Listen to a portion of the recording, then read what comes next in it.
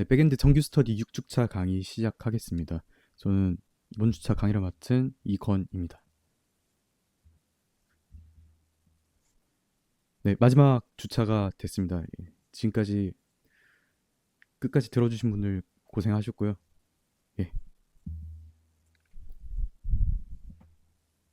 이번 주는 유효성 검사와 예외 처리, 그리고 마지막으로는 API 문서화에 대해서 알려드리겠습니다. 네, 저희가 처음에 보여드렸던 스프링 계층형 아키텍처입니다. 컨트롤로부터 시작을 해서 DB까지 다 학습을 했고요. 그리고 지난 주차 5주차에서는 객체 지향 4가지 특징을 배웠었습니다. 그 중에서 다양성을 적용하기 위해서 멤버 레포지토리를 인터페이스로 구현을 하고 그 밑에 메모리와 JPA 멤버 레포지토리를 새롭게 만들었었죠. 그리고 솔리드 원칙을 배웠었어요. 앞서서 다양성을 적용을 했는데 OCP와 DIP를 위반하게 되는 객체 지향 설계를 위반하게 되는 아이러니한 상황이 발생을 했죠. 멤버 서비스가 메모리 레포지토리에 의존하게 되는 거예요, 결국에는. 그래서 이거를 해결하기 위해서 제어의 역전이라는 개념을 가져왔습니다. 이 개념을 사용하기 위해서는 스프링 빈을 스프링 컨테이너 안에 등록을 해줘야 했고요. 그 등록을 위해서 컴포넌트 스캔을 사용을 했었습니다. 그리고 그 빈들끼리의 의존성 주입을 위해서 3가지 방법을 사용할 수 있는데 그 중에서 생성자 주입을 가장 많이 사용할 거라고 했었죠. 네, 여기까지가 간단한 복습이었고요. 네, 지금부터 유효성 검사 들어가겠습니다. 지금 API가 완성이 됐어요. 돌아가기는 해요. 테스트를 한번 해보죠.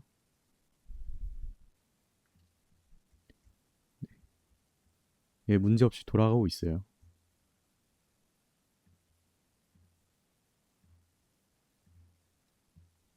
자, 근데 여기서 잘못된 회원을 한번 등록을 해볼게요. 제가 보시면은 멤버에서 제가 전화번호 길이를 20으로 설정을 했었어요. 예. 비밀번호 합시다. 비밀번호를 100자로 설정을 했었어요. 제가 잘못된 회원을 등록하는 방법을 보여드리려고요. 그렇게 테스트를 했을 때 어떤 결과가 나오는지 보여드릴게요. 패스워드가 딱 봐도 굉장히 길죠. 네. 한번 포스트로 회원을 등록을 해볼게요. 자, 에러가 떴습니다. 에러 뜨는 게 맞죠? 예. 너무 길잖아요, 패스워드가. 자, 근데 이게 또 문제점이 있습니다. 어떤 문제가 있냐면 회원 등록 시에 패스워드를 100자 넘게 보냈죠. 보낸 결과가 스테터스 코드가 500이 떴어요. 인터넷 서버 에러라고 발생을 했고 콘솔 창 오류로도 확인이 가능해요. 한번 확인해 볼까요? 네, 여기 떴네요. value too long. 값이 너무 길대요. 그렇죠. 100자로 설정이 되어 있는데 100자를 넘게 보내게 된 거죠. 그래서 에러가 났는데 이게 뭐가 문제냐면 우선은 의도하지 않은 데이터를 삽입을 시도했기 때문에 에러가 발생한 건데 에러 자체는 좋아요. 정책을 위반하지 않는 거죠. 차단을 했어요. 정책 위반을. 네, 이렇게 500 서버 에러 납니다 하면은 클라이언트가 이렇게 얘기를 하면은 서버 오르네. 서버 문제인데 너네 뭐 잘못했는데? 이런 느낌인 거죠. 근데 서버는 지금 100자 넘게 보는 클라이언트의 잘못인데 사실은 서버 에러라고 떠 있으니까 서버 입장에서는 당신이 잘못 입력한 건데 이렇게 되는 거죠. 자, 이게 누가 잘못한 걸까요? 1차적으로 잘못된 입력을 한 것은 클라이언트지만 1차적인 잘못은 클라이언트지만 이거를 500 인터넷 서버 에러로 리턴한 서버의 잘못도 있습니다. 이게 무슨 말이냐면 저희가 1주차 때 한참 전에 배웠던 내용입니다. 그래서 보시면은 4로 시작하는 것들은 클라이언트의 요청이 잘못돼서 서버가 이해하지 못함, 그리고 지정한 리소스를 찾을 수 없음, 지정한 리소스를 찾을 수 없다는 게 존재하지 않는 리소스에 접근했다는 거니까 이것도 클라이언트의 잘못이죠. 4로 시작하는 에러들은 클라이언트 쪽의 에러입니다. 그리고 5로 시작하는 에러는 서버 내부 오류로 요청을 처리할 수 없다는 거니까 서버 에러죠. 서버 쪽의 잘못입니다. 자, 그래서 500 에러의 의미가 클라이언트가 아닌 서버의 잘못이라고 했어요. 보통 500을 비롯한 5로 시작하는 에러들이 애플리케이션 자체에 문제가 발생을 하는 거예요. 아니면 의도치 않은 예가 발생을 한 거죠. 중요한 문제가 터졌다는 의미니까 서버 탓입니다. 그래서 앞에 보셨던 것과 같이 클라이언트의 문제라면은 4로 시작하는 상태 코드를 응답할 필요가 있어요. 그래서 저희가 유효성 검사를 하는 겁니다. 유효성 검사라는 거는 요청으로 들어오는 데이터가 올바른 형식인지 검사를 하는 거예요. 스프링에서는 DTO에서 유효성을 검사를 하게 될 거고요. 여기 앞에 보신 정의에서 올바른 형식이라는 거에 주목할 필요가 있습니다. 유효성 검사라는 거는 입력 데이터 형식을 검사를 하는 거예요. 저희가 존재한 멤버인지 그런 여부는 DTO에서 유효성 검사를 통해 판단을 못해요. 이거는 DB까지 가야 되는 거죠. DB 조회를 통해서 판단이 필요하고. 그래서 어떻게 할 수 있냐? 우선 외부 의존성을 추가를 해줄 겁니다. 추가한 다음에 인텔리제이에서 뜨는 코끼리 모양을 죄송합니다. 코끼리 모양을 클릭해주세요.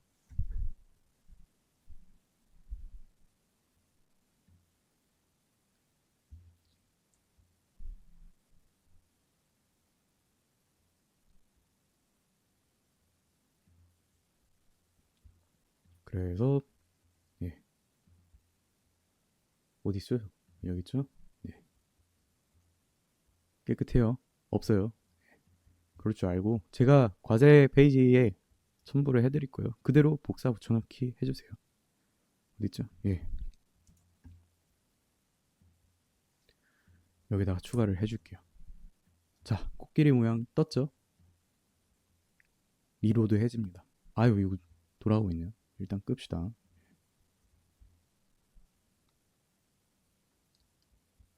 그런 다음에 어떻게 하냐? 유효성 검사 어노테이션을 적용을 할 겁니다. DTO에 말이죠. 저희가 DTO가 뭐가 있었죠? 멤버 크리에이트 리퀘스트랑 업데이트 리퀘스트가 있었어요.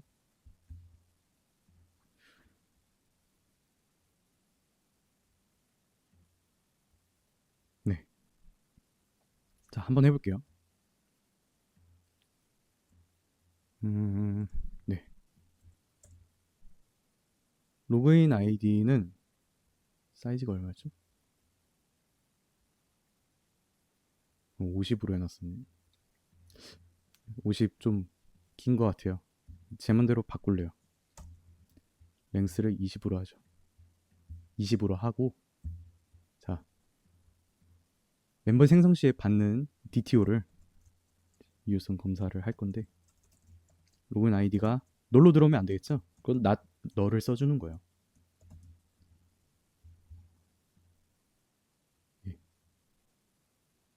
이거요. 그래서 메시지를 설정을 해줄 수 있거든요. 에러가 났을 때 어떤 메시지를 리턴을 할지, 널로 들어왔을 때 어떤 메시지를 리턴을 할지 추가를 해주는 거예요. 멤버는 필수입니다. 괜찮죠? 그리고 사이즈라는 어노테이션도 있어요. 사이즈 어노테이션에서는 최소 길이와 최대 길이를 설정할 수 있어요. 최소 길이를 4로 할게요. 그리고 최대 길이를 20으로 바꿨으니까 20으로 할게요. 이때도 메시지를 추가해 줄 수 있어요. 뭐라 할까요? 4자 이상. 로그인 아이디는 4자 이상 20자 이하입니다. 네. 다른 것도 빠르게 좀 중복되는 것들이 많아서 빠르게 작성하고 왔어요. 여기서 의문이 드실 수 있는 게, 자, 패스워드 100으로 설정을 했었어요. 100자로 설정을 했었는데 왜 20자 이하로 하지? 100자로 하면 안 되나? 자, 저희 프로젝트에서는 100자로 설정을 해도 돼요. 근데 저희가 나중에 추가 학습을 하다 보면은 비밀번호를 암호화를 해서 실제로 저장하는 게 되는 경우가 많은데, 그러면은 길이가 좀 길어지거든요. 20자보다. 그래서 좀 이렇게 100자로 설정을 했던 거고 20자 이하로 제한을 한 겁니다. 그냥 그러려니 하시면 됩니다.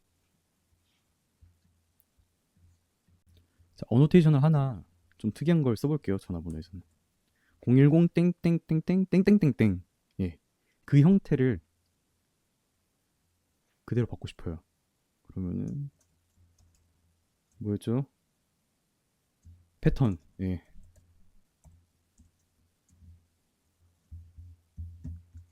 패턴은 말이죠. 제가 정규 표현식을 스터디 페이지에 올려드릴게요. 정규 표현식을 써야 하거든요. 근데 이거는 따로 설명드리는데 시간이 좀 걸려서 일단 메시지 먼저 쓰고요. 전화번호 형식은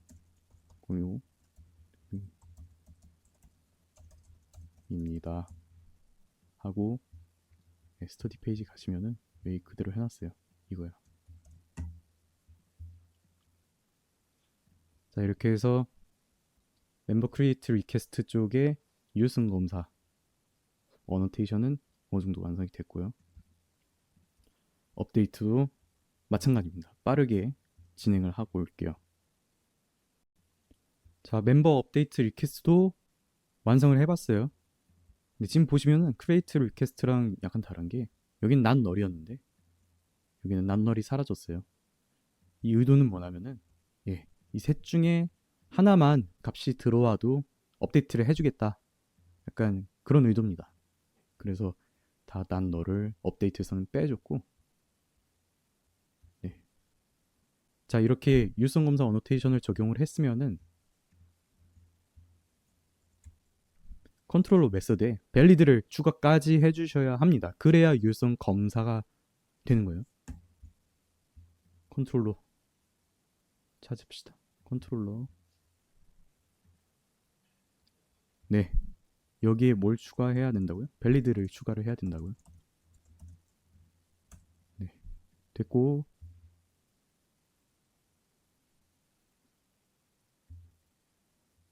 이거밖에 없네요. 예, 됐네요.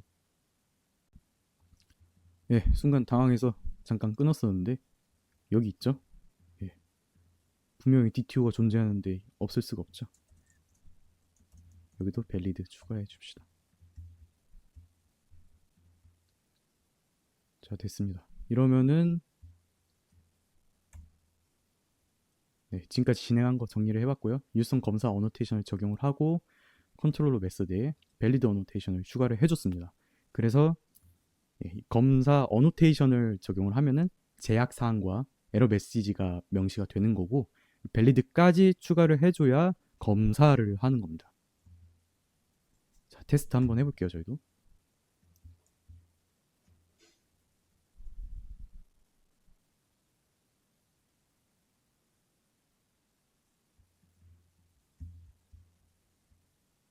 네, 괜찮아요.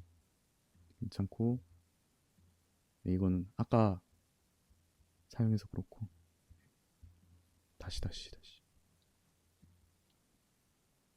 자, 잘못된 회원을 등록을 해볼게요. 다시 한번. 자, 400 배드 리퀘스트가 떴어요. 유효성 검사가 제대로 된 거죠. 배드 리퀘스트로 잘 떴고, 자, 여기서 끝나냐?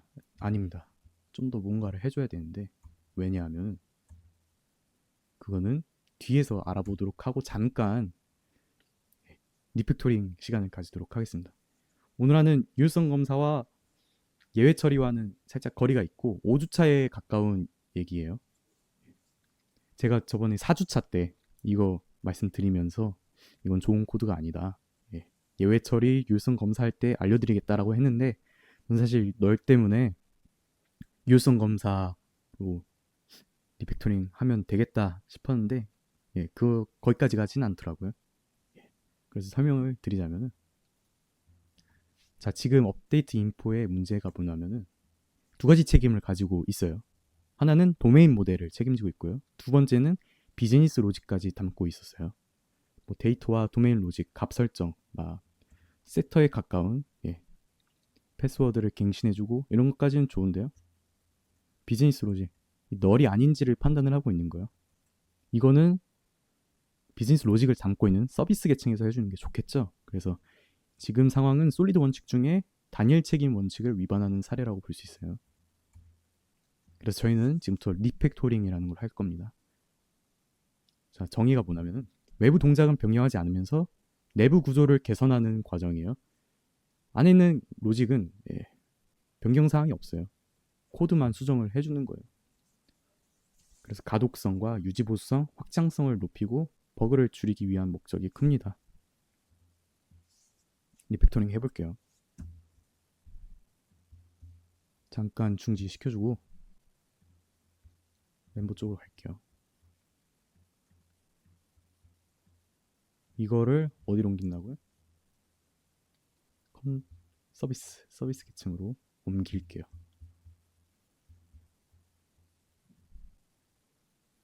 여기 잠깐 둘게요. 네, 잠깐 두고 참고로 해야 되니까.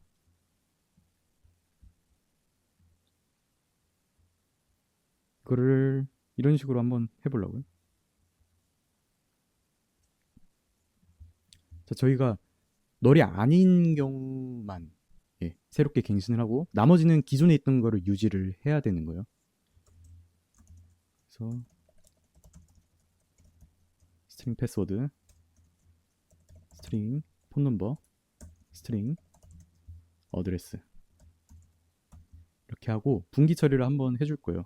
널이 아닌지 널이 맞는지를 판단할 건데 사망 연산자를 사용을 할게요. 그게 깔끔하게 나올 것 같아요. 그래서 패스워드를 받았을 때 리퀘스트에서 예, 완성이 잘 되네요. 좋은데요? 그리고 예, 자동 완성이 잘 되네요. 쓰면 되죠. 아니. 자, 여긴 저희 의도와 벗어났네요. 이게 무슨 말이냐면은 예, 리퀘스트에서 패스워드를 받았을 때 이게 널이 아니다? 그러면은 그걸로 패스워드를 저장을 할 거예요. 그리고 폰 넘버도 마찬가지고 어드레스 마찬가지고 만약에 널이면은 어떤 걸 저장할 거냐? 기존에 있던 멤버의 패스워드를 유지할 거예요. 기존에 있던 멤버의 폰 넘버를 유지할 거고 기존에 있던 멤버의 어드레스를 유지를 할게요. 좀 긴데요. 예. 너무 옆으로 길어지면은 읽기 힘들어요.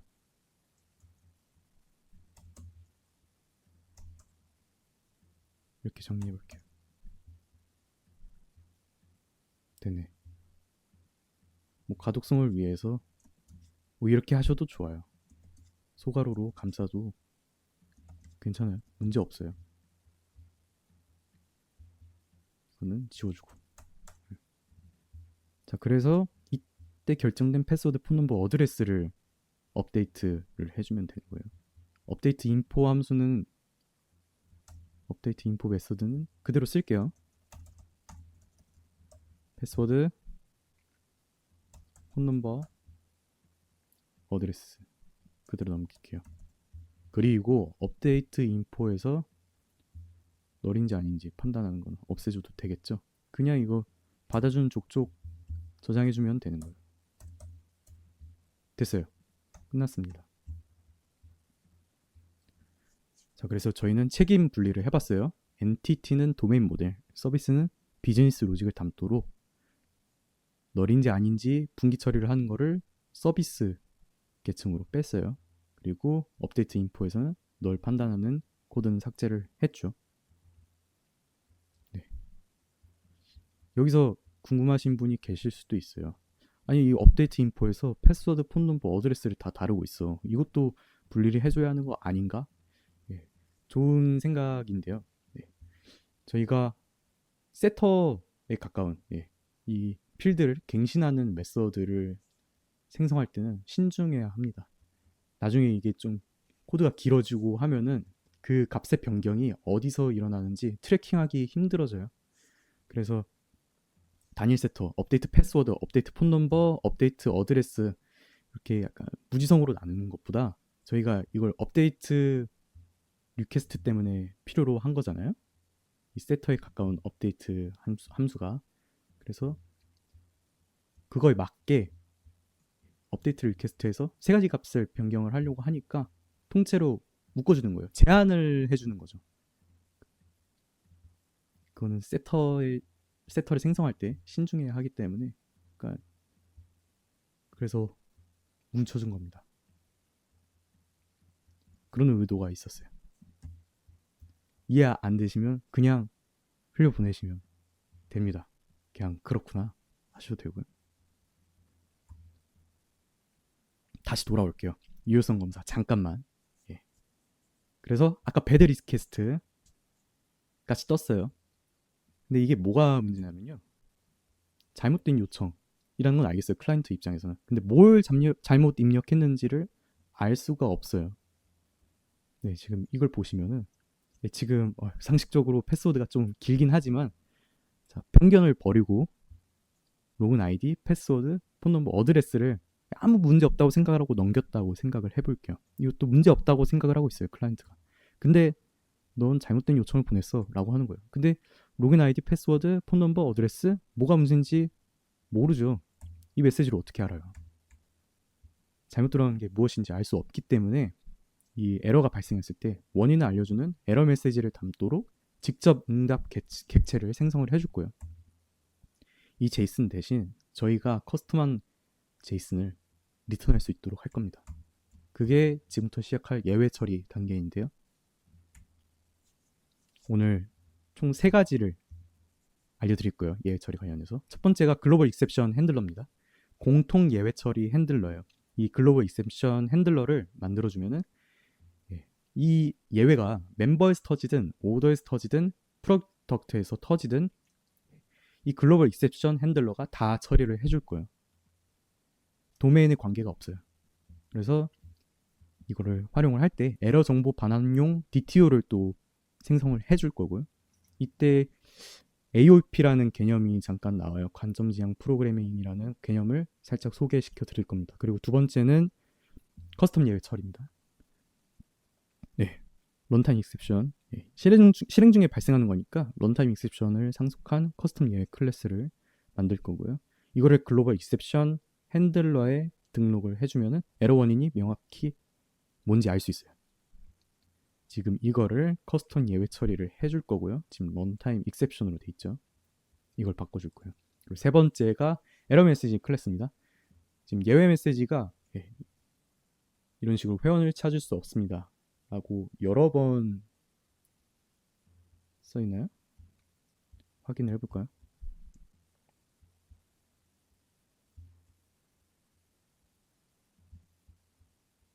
여러 번 써있죠.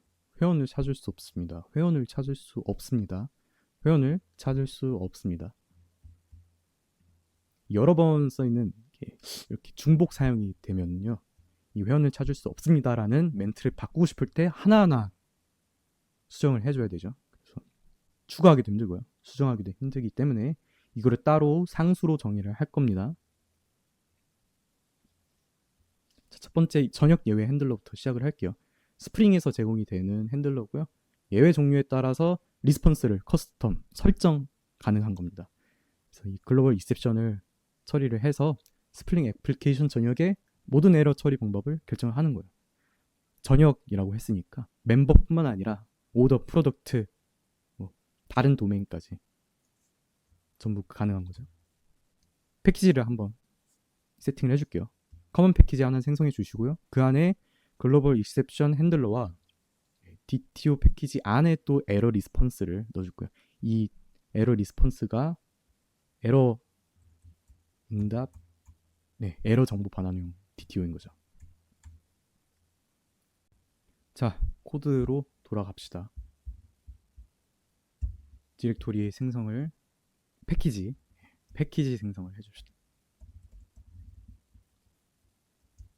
커먼 생성해주고요. 글로벌 익셉션 핸들러 먼저 만들게요. 글로벌 익셉션 핸들러,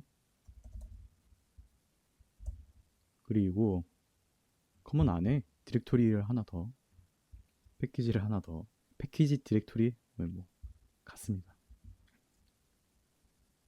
같은 의미고, DTO 어쨌든 DTO 만들고,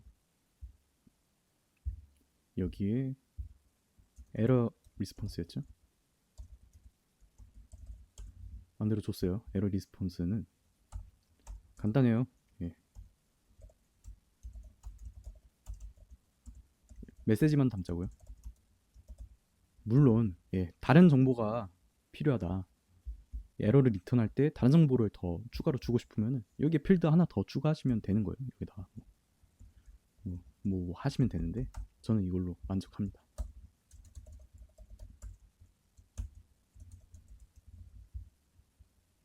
됐어요. 그리고 뭘 해줘야 하냐면, 이렇게 만들어줬죠.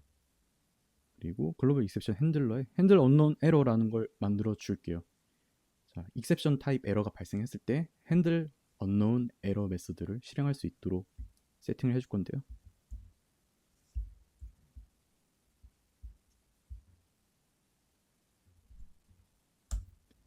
자, 일단 그대로 한번 따라오시면 되겠습니다. 여기 컨트롤러 어드바이스라는 어노테이션 하나 추가를 해줄게요. 그리고 익셉션, 잘 뜨네요. 익셉션 핸들러, 익셉션 에러가 떴을 때 사용할 핸들러를 만들어 주는 거예요. 레스폰스 엔티티 타입은 저희가 아까 만들어준 에러 리스폰스를 리턴을 해줄 거고, 이름이 뭐라고요? 핸들 언노운 익셉션, U가 왜 U 대문자, 에러 리스폰스, 저희가 만들어준 에러 리스폰스 사용을, 아이 뭐야 이거,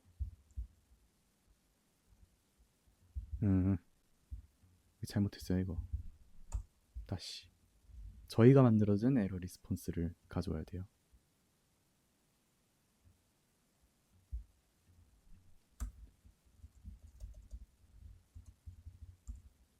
에러 리스폰스 U 에러 리스폰스,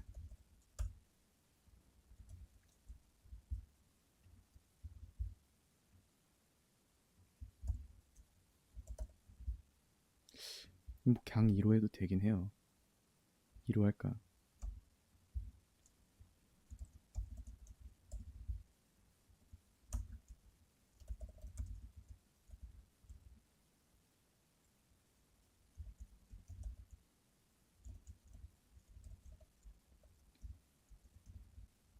자, 인터널 서버 에러 낼 거니까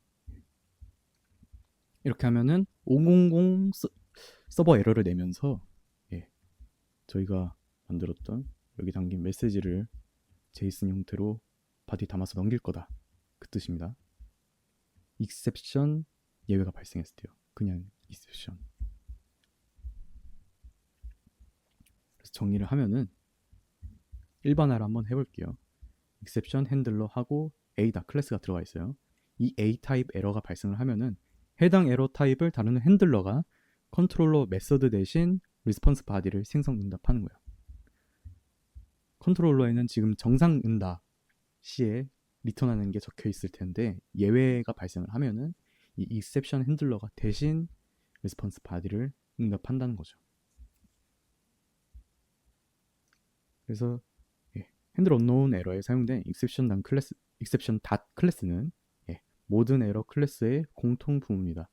우리가 만들지 못한, 예기치 못한 그런 예외들을 말하는 거죠. 그런 거는 전부 핸들 언노운 에러에서 메서드가 처리를 할 거예요. 예기치 못한 에러들, 저희가 다루지 못한 것들이니까 서버 내부 에러, 즉 500을 리턴하는 게 맞겠죠. 그래서 인터널 서버 에러라고 적은 겁니다.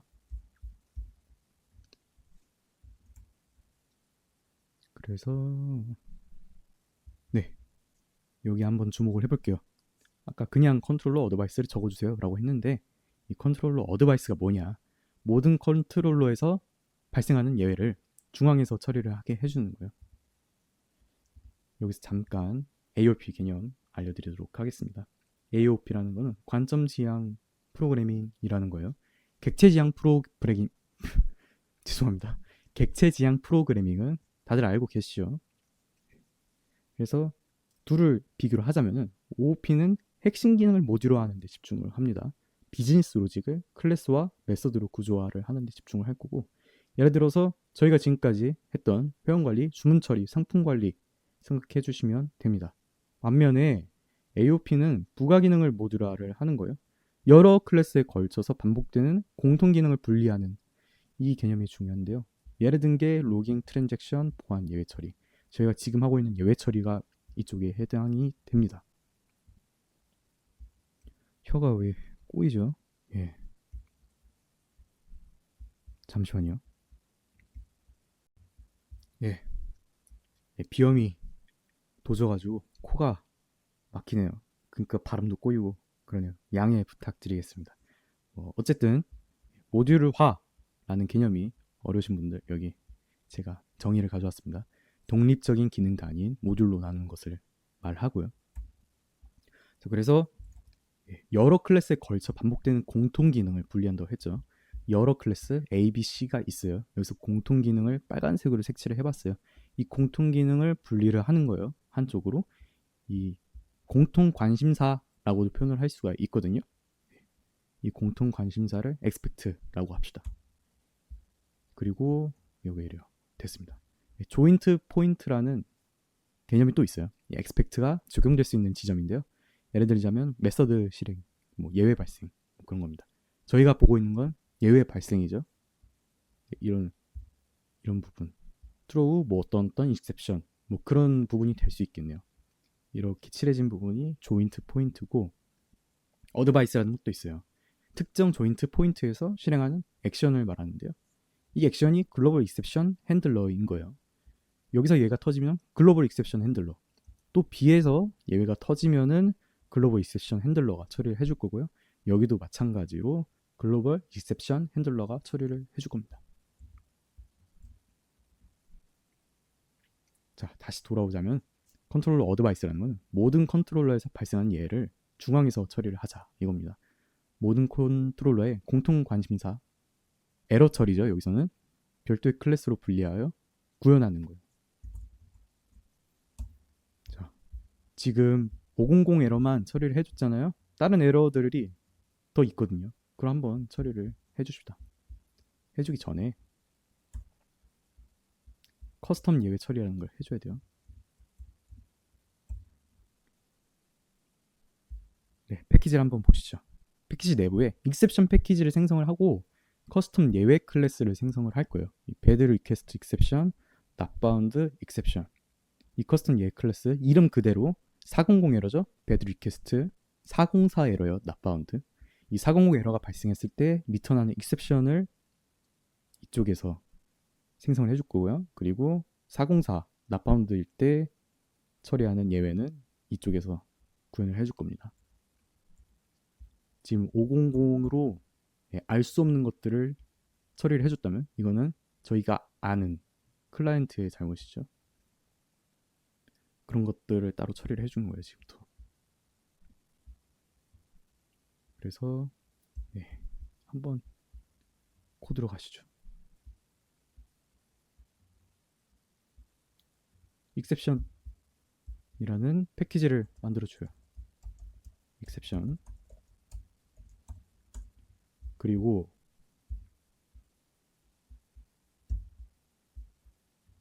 낫바운드. 배드 리퀘스트 먼저 합시다. 배드 리퀘스트 익셉션. 만들어줬죠. 실행 중에 발생하는 익셉션을 상속을 해요. 그래서 저희는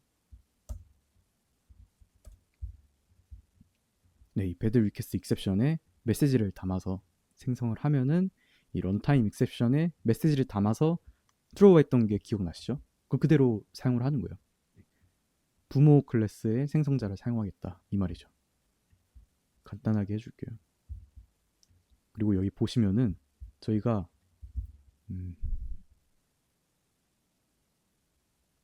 방금 보셨을는지 모르겠는데 자바 클래스로 해주고 뭐 이런 거 해줬어요. 이러고 익스텐즈 런타임 익셉션을 하면은 이게 번개 표시로 바뀌죠. 예외로 인식을 한 거예요. IDE가. 그래서 제가 새로 만들기 위해서 자바 클래스를 선택을 하고 클래스를 선택했었지만 바로 그냥 예외로 해줘도 돼요. not found exception 이러면은 제가 필요로 했던 포맷이 그대로 바로 나오죠. 잠깐 코드 설명해 드리려고 일부러 자바 클래스 선택을 했던 거고 예외로 선택을 하셔도 됩니다. 그래서 런타임 익셉션을 상속한 커스텀 예외 클래스를 만들어 줬어요. 자, 만들어 줬으면 사용을 해야 되겠죠? 글로벌 익셉션 핸들러로 돌아갑시다. 돌아가서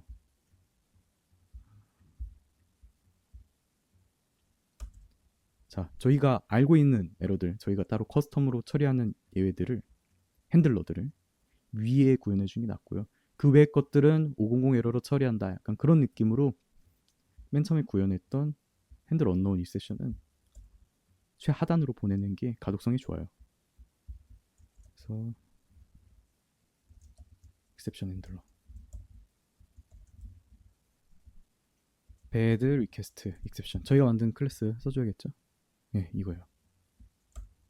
그래서 똑같이 해줍니다. 배드 리퀘스트 익셉션 2 들어왔고 잘 돼 있네요. 똑같이 밑에랑 똑같이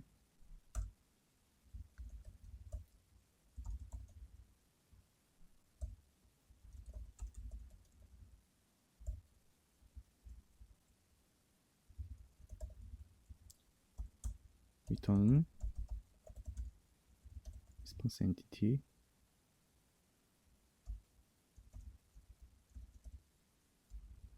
이건 오타가 많네요. 잘 나오네요. 이러면은 배드 리퀘스트 400 에러와 함께 에러 리스폰스를 제이슨으로 변환해서 리스폰스를 내보내겠다 라는 의미가 되겠고요. 자, 그리고 마저 구현을 해볼게요. exception handler not found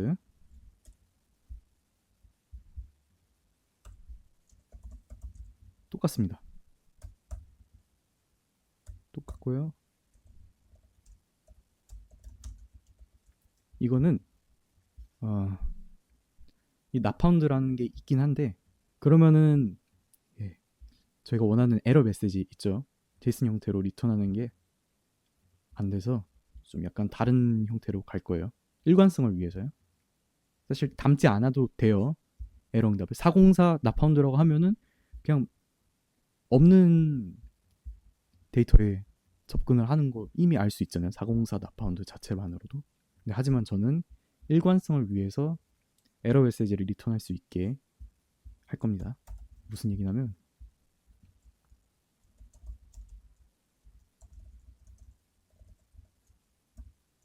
여기서 그래서 스테터스 코드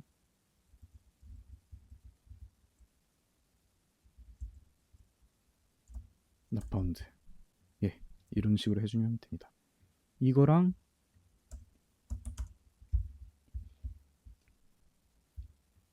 여기 나는 그냥 404만 내보낼 거야 하면은 이렇게 간단하게 보낼 수 있는 방법도 있어요. 이런 식으로요. 빠졌다. 이런 식으로. 나는 에러 메시지 응답 안 하고 404만 내보내도 돼 라면은 이런 식으로 편하게 나파운드 써주시면 되고, 그리고 저는 일관성을 위해서 이렇게 해줄게요.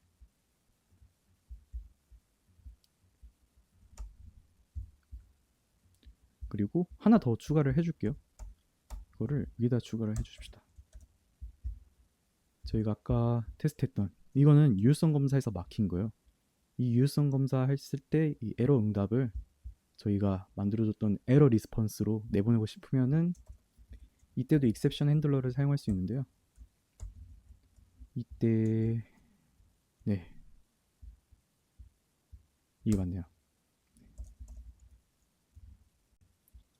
자, 이렇게 해주면은 익셉션 핸들러가 유효성 검사했을 때 발생한 에러를 핸들 해주겠다, 처리해주겠다, 이 말입니다. 구현을 해볼게요.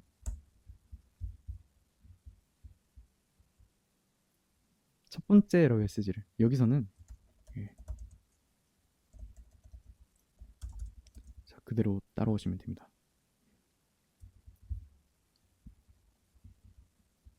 첫 번째 에러 메시지를 추출해야 돼요. 그냥 하면은 굉장히 길 거거든요.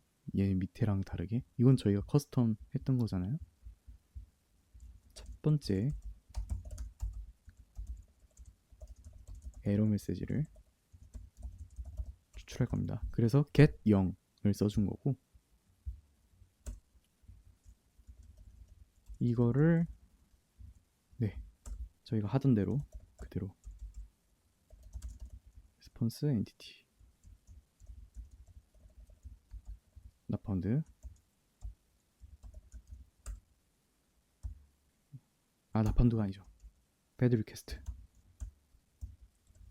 됐습니다. 완성했고요. 이렇게 하면 400 bad request 보내고, 얘도 bad request, 그리고 얘는 404죠. 마지막으로 저희가 예상치 못한 에러들 500. 이렇게 해서 4개의 메서드 핸들러 구현 완료했습니다. 자, 여기서도 나파운드 익셉션을 예시로 보여줬네요. 그래서 저희처럼 응답 에러 메시지를 리턴할 수 있도록 스테터스, 나파운드 이런 형태의 메서드를 사용한 거 볼 수 있고, 자, 그래서 테스트를 한번 해볼게요. 직접 애플리케이션을 실행 한번 해주고, 문제 없고요. 돌아와서 했던 것들 다시 또 해줍시다. 하면은 400 배드 리퀘스트와 함께 저희가 만들었던 에러 리스폰스 규격에 맞은 메시지가 그대로 제이슨으로 변환이 돼서 나오죠. 메시지가 변환이 된 게 아니고 에러 리스폰스가 제이슨으로 변환이 돼서 나오죠. 자, 마지막 세 번째 예외 메시지 클래스입니다. 예외 메시지 문자열을 중복 사용하게 되면은 추가 수정하기 힘들다고 했죠. 그래서 이 상수로 정의를 할 건데, 이 상수로 정의한 메시지를 모아놓은 예외 메시지 클래스를 하나 만들어 줄 겁니다. 이랬던 거를 이렇게 수정을 해줄 겁니다. 근데 이거 아마 지금 수정이 안 됐을 텐데, 수정을 안 해줬어요. 아직. 지금 런타임 익셉션을 아직 사용하고 있죠. 저희가 배드 리퀘스트 익셉션과 나파운드 익셉션을 만들어 줬었어요. 이걸로 수정을 할게요. 자, 이미 존재하는 로그인 아이디입니다. 그러니까 배드 리퀘스트 왜 안 먹히죠? 배드 리퀘스트 익셉션 회원을 찾을 수 없습니다. 나파운드 익셉션, 이것도 나파운드 익셉션, 이것도 나파운드네요.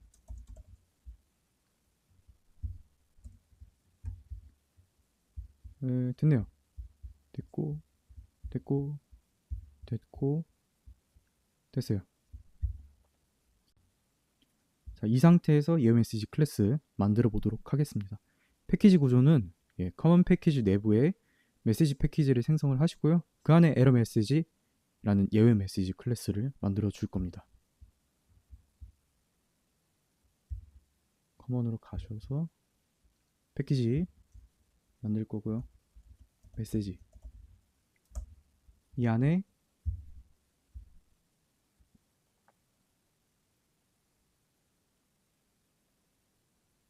에러 메시지. 자, 여기서 만들어 줬으면은 상수로 정의를 할 거예요. 얘 메시지를 상수로 정의를 할 거고요. 서비스에 작성한 에러 메시지를 상수로 한번 다 변경을 이런 식으로 해줄게요. public static final 선을 해주시고 그리고 네, 저희가 만들어야 할 게 회원을 찾을 수 없습니다가 있었어요. 아까 꼭 대문자로, 상수는 대문자로만 이름을 명명해 주시면 돼요. 그래서 그대로 복붙을 해오죠. 어디있죠? 여기 있어요. 이미 존재하는 로그인 아이디입니다랑 회원을 찾을 수 없습니다. 회원을 찾을 수 없습니다.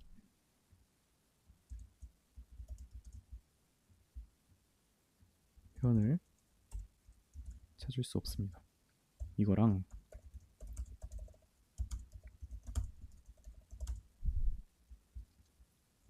이미 존재하는 로그인 아이디입니다. 멤버 이미 존재합니다.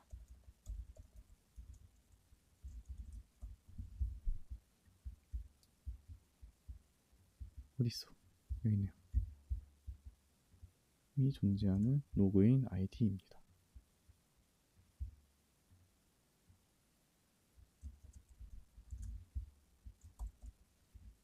자, 끝났습니다. 이게 이제 멤버 관련 에러 메시지 이렇게 만들어 봤고요. 바꿔줘야겠죠? 바꿔주십시다.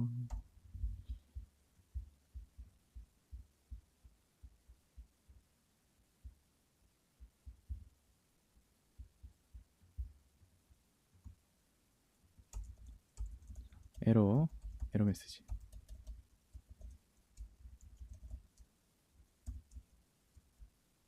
멤버 already exists 하면은 저희가 만들어줬던 이미 존재하는 로그인 아이디입니다 가 리턴이 되겠죠.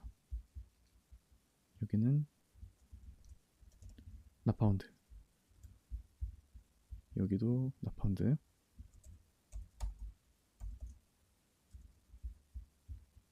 여기도 not found.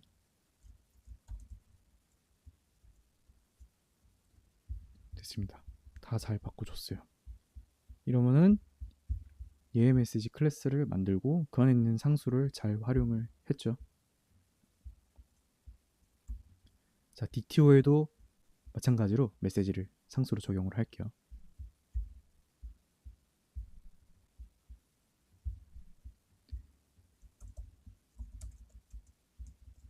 이거 몇 가지만 보여드릴게요. 왜냐면 시간이 좀 걸릴 것 같아서 나머지는 과제로 해주시면 되겠습니다. 뭘 할까요? 크리에이트 쪽 가시죠. 크리에이트 쪽에서 네, 이것만 한번 보여드릴게요. 멤버는 필수입니다.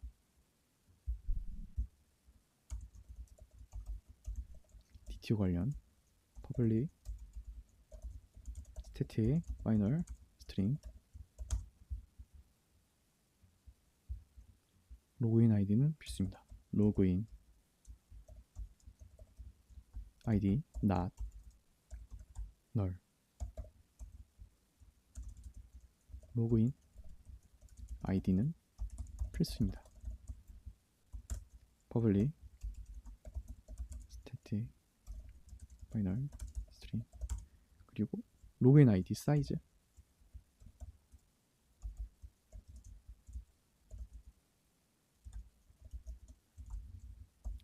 로그인 아이디는 내자 맞을걸요? 됐지? 네. 내자 이상 20자 이하입니다. 내자 이상. 자, 여기까지 제가 해봤고요. 나머지는 과제로 해주시면 되겠습니다. 그래서 여기도 마찬가지로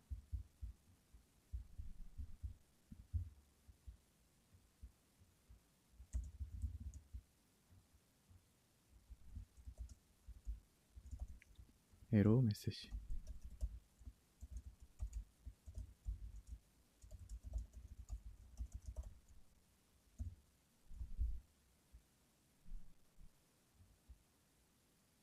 로그인 아이디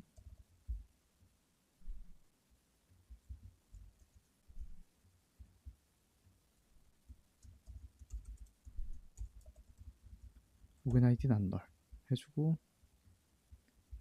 여기 에러 메시지 로그인 아이디 사이즈 여러분 잘 적용이 됐어요. 자, 여기까지가 예외 처리를 한 겁니다. 고생하셨습니다. 예. 마지막으로 API 문서화를 소개를 해드릴 거예요. 이 API 문서화란 API 사용 설명서를 공유하는 거예요. 저희가 1주차 때 했던 과제 기억나실까요? 저희가 과제 명세를 드리고 이걸 바탕으로 API 명세서를 작성해 달라고 했었어요. 그게 API 문서화입니다. 이게 왜 중요하냐면 클라이언트, 프론트엔드와 소통하고 협업할 때 API 문서를 공유를 해야 되거든요. 그래서 이 문서 과정이 중요한 겁니다. 저희는 오늘 스웨거를 사용을 해볼 거예요. 다른 문서화 도구가 여러 가지 있어요. 근데 스웨거가 사용하기 쉬워요. 그리고 이미 만들어 놓은 이 API 프로젝트에 간단한 세팅만으로 API 명세서를 API 문서화를 할 수 있기 때문에 보여드리려고 합니다. 자, 첫 번째로 스프링덕을 사용을 할 거고요. 사용을 하면은 오픈 API 규격의 API 문서를 생성할 수 있어요. 여기에 스웨거 UI를 또 사용을 해서 API 문서에 스웨거 디자인을 적용을 할 겁니다. 그래서 가독성 있게 예쁘게 문서화가 가능해지고요. 그 결과가 이렇게 될 겁니다. 지금부터 한번 해볼게요. 스프링덕 의존성을 추가를 해주셔야 돼요. 이것도 제가 스터디 페이지에 올려놓을 거예요. 이거 그대로 복붙해서 프로젝트로 가져가요. 빌드 그래들 밸리데이션 밑에 해주고 코끼리 눌러주세요. 의존성 추가를 했으면은 사용을 하면 되는데요. 그냥 간단합니다. 추가를 했죠. 한번 어플리케이션을 돌려주세요.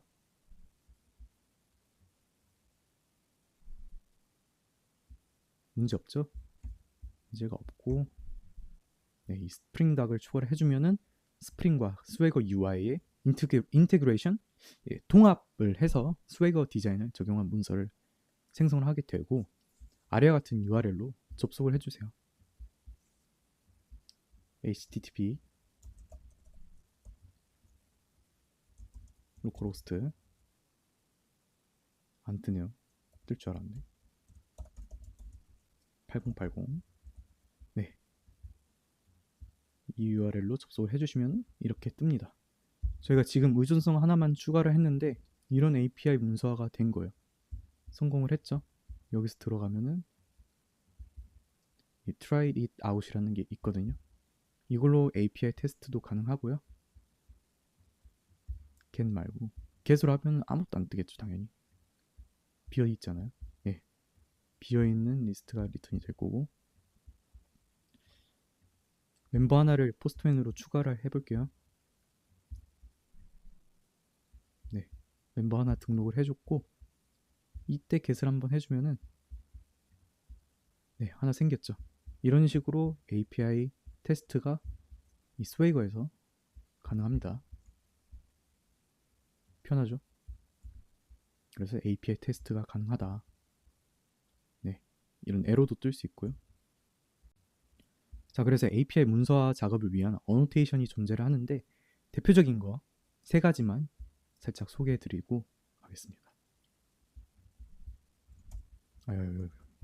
멤버 컨트롤러 가져왔고요. 이 클래스 전체에 태그라는 어노테이션을 추가를 해줄게요. 여기에 이제 컨트롤러에 대한 소개를 적을 건데 지금은 비어있죠? 아무것도 없어요. 여기에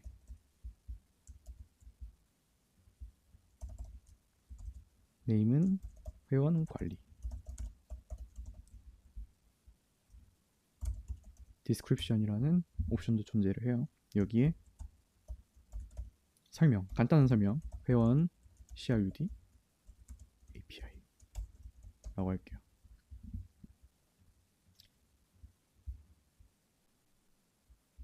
그리고 다시 실행을 해주면은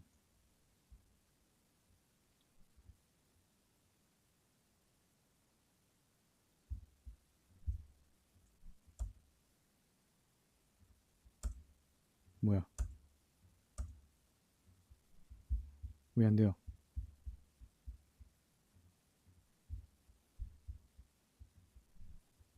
아, 됐죠? 네. 그리고 네. 또 다른 태그 하나 더. 오퍼레이션이라는 태그가 또 존재를 해요. 여기다 하나 해볼게요. 오퍼레이션. 이것도 옵션은 비슷해요. 비슷해. 서머리를 통해서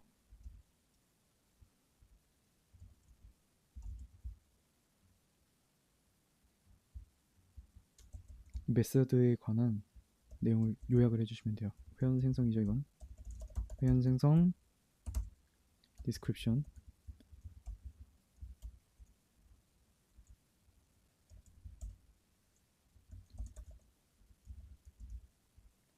새로운 회원을 등록합니다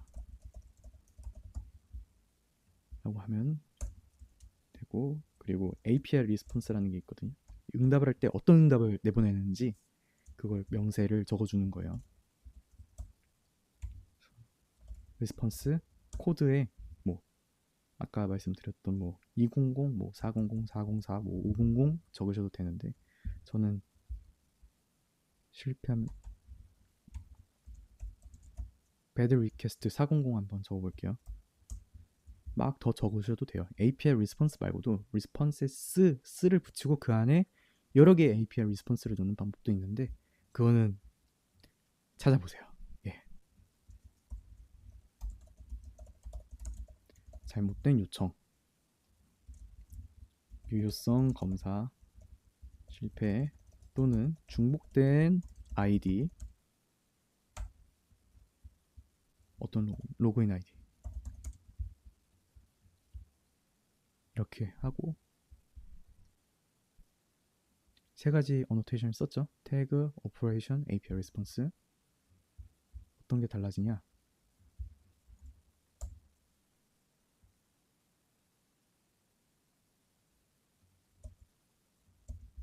왜 안 되죠?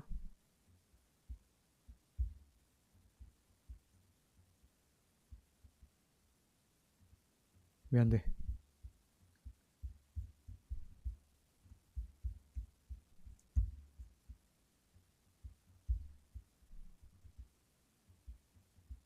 응? 진짜 왜 안 되죠? 응? 왜 안 돼? 다시.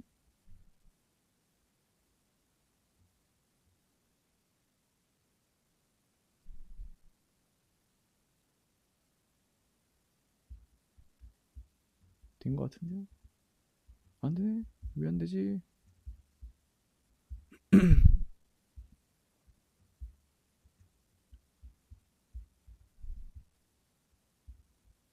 뭐가 잘못된 거야?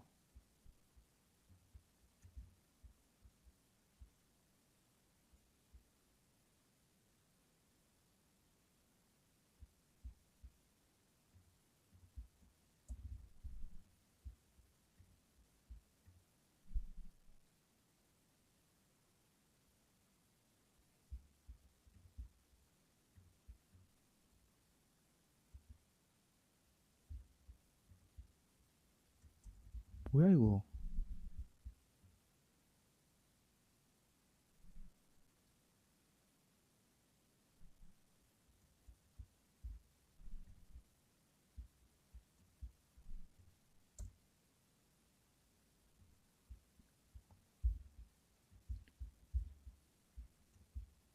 자, 고쳤어요. 제 코드는 문제가 없어요. 왜 안 되는지 모르겠는데. 그래서 회원 생성하는 포스트 회원 생성 이러고 펼치면 새로운 회원을 등록합니다. 오퍼레이션에 적어줬던 설명들 그대로 나오는 거 볼 수 있고요. 밑에 보시면은 400 잘못된 요청, 이 부분은 API 리스폰스로 추가를 했었죠. 그래서 이렇게 세 가지 어노테이션 활용하는 거 보여드렸고요. 네, 이렇게 태그는 API를 그룹할 때 사용한다. 컨트롤러 위에 적어주시면 되고, 각 클래스 안에 각 메서드에 오퍼레이션과 API 리스폰스 어노테이션을 사용할 수 있어요. 오퍼레이션은 API의 요약과 설명, 그리고 API 리스폰스는 단일 응답 코드를 설명할 때 쓸 수 있다. 자, 6주차 강의가 끝났습니다. 고생하셨고요. 과제 하셔야죠. 과제 명세는 첫 번째로 유효성 검증 추가해 주시고요. 두 번째는 글로벌 익셉션 핸들러 생성해서 포스트맨으로 테스트해 주시면 됩니다. 멤버 도메인을 제외한 도메인 관련 엔드포인트를 한 개를 선정을 해서 4로 시작하는 에러와 이에 해당하는 에러 메시지, 뭐 배드 리퀘스트 뭐 그런 거 말고 뭐 로그인 아이디가 필수입니다. 뭐 그런 에러 메시지 있잖아요. 그런 응답을 포함한 포스트맨 스크린샷을 미래에 추가를 해주세요. 세 번째로는 스웨거를 확인한 스크린샷을 미래 또 추가를 해주시면 되고, 그래서 제출할 게 수정 코드와 스크린샷 2장 그렇게 제출을 해주시면 되겠습니다. 과제 명세는 이렇고요. 자, 이제 진짜 끝났습니다.